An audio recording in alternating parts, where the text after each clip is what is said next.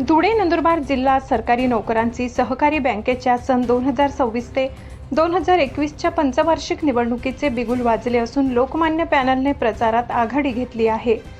दंडपाणेश्वर मंदिरात पॅनलच्या प्रचाराचा नारळ प्राचार्य BS पाटील, गटनेते निशांत रंदे यांच्या हस्ते वाढवून शुभारंभ करण्यात आलाय।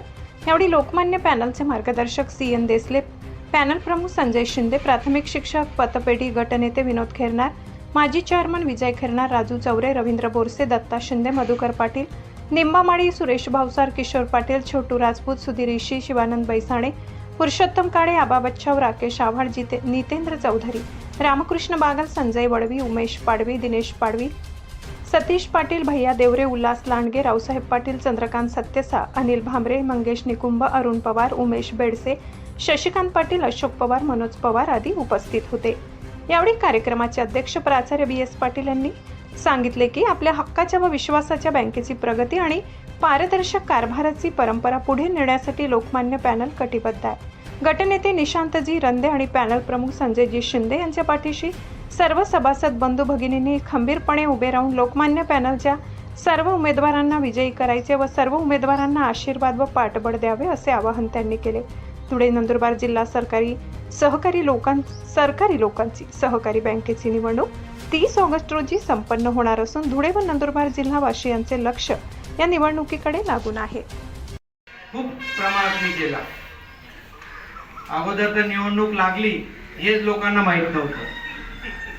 म्हणजे आई एक इतिहास बँकेमध्ये झाला की निवडणूक बँकेची लागलेली हे सभासदांना माहिती नव्हतं। कारण एवढा उदासीनता या बँकेमध्ये निर्माण झालेली होती ती फक्त चुकीच्या लोकांना आम्ही त्या ठिकाणी स्थान दिलं।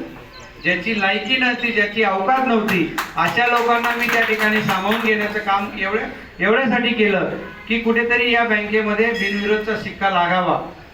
या दृष्टिकोनातून मी मागच्या वेळेला सुद्धा पाऊल उचललेलं होतं, परंतु या वेळेला तो सुद्धा पाऊल मी या ठिकाणी आज पण केला।